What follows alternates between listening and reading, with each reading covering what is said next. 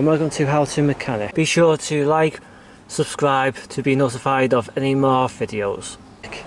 Today our car is a Nissan 2005 and it is Alerma Tino.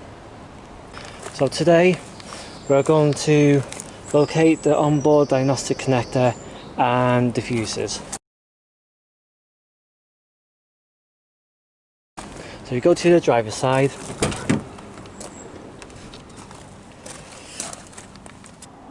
and just on the left of that you just make your way underneath the steering and there's the onboard diagnostic connector.